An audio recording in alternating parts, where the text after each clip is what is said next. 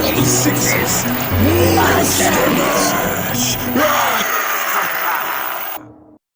HELLRAISER. The movie starts off with this guy named Frank, and he's buying this weird, mysterious puzzle box. After he purchases the box from this creepy, weird salesman guy, he goes back home to try to solve it. Frank opens the box. All of a sudden, a bunch of chains with hooks come out and dig into his flesh, literally ripping his flesh apart. Then, Pinhead, played by the one and only Doug Bradley, steps into the room to close the box once again. So let me explain to you who Pinhead is for those of you who don't know. He's the leader of this demon crew called the Cenobites, and they're pretty much summoned every time somebody opens the box. We meet Larry and Julia, and they're moving into a new home, and Frank, from the beginning of the film, is Larry's brother. Larry also has a daughter named Kirsty, and he tries to convince her to move in, but she's just not down for it. She's not trying to live with her dad again. So apparently Julia had an affair with Larry's brother Frank, literally days before they got married. Being back at this house, she's already starting to have flashbacks about being with him, basically starting to remember Frank. Larry's trying to help these moving men move a mattress up some stairs, and there's like a rusty nail sticking out the side of the railing. It literally slices Larry's hand open. Larry's bleeding all over the floor.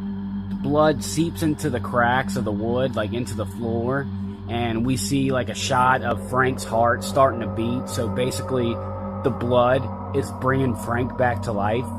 One night Julia goes up into the Frank death room. She basically discovers his gruesome slimy ass, and he convinces her to help him get more blood for him so he can become whole again. She basically brings him all these random guys back to the house. With each victim, he's becoming more and more human. Frank, almost fully regenerated now, shows Julia the demonic box, and then tells Julia about his run-in with the Cenobites and shit. In order not to go back to hell, he must become human again.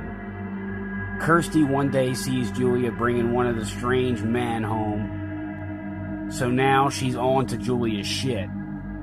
Kirsty goes into the house and finally discovers Uncle Frank.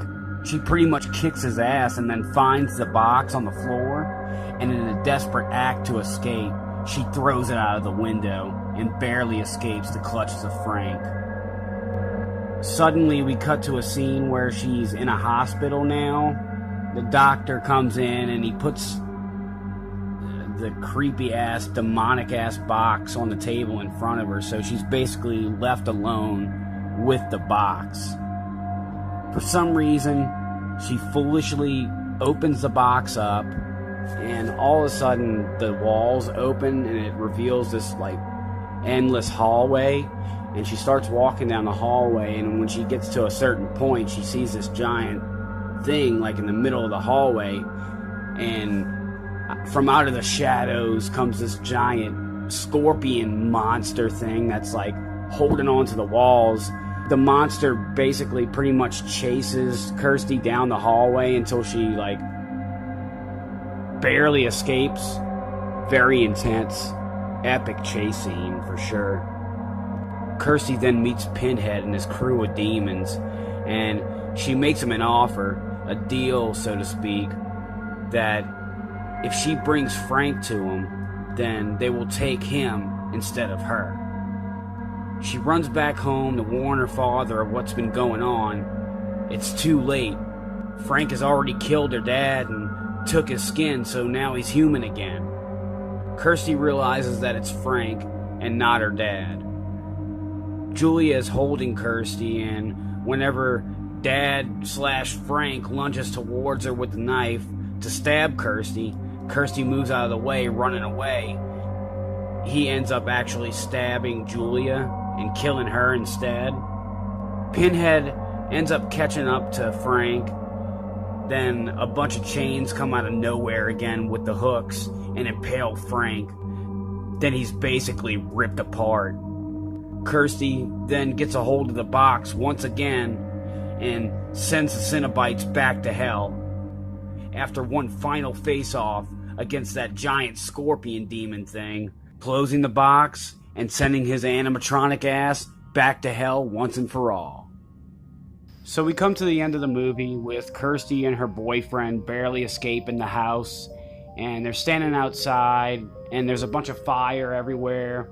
In her last attempt to get rid of the box, she tosses it into some fire. All of a sudden, out of nowhere, this giant demon dragon skeleton thing appears and literally takes the box and flies off into the night. It was really fucking crazy. Really great movie.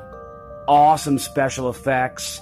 The music, the actors, the actresses, everything about it. It's great. So what else can I say? Clive Barker's 1987 horror classic Hellraiser. Check it out, folks. It's a hell of a good time. I'll see you guys on the next episode of Monster Mash.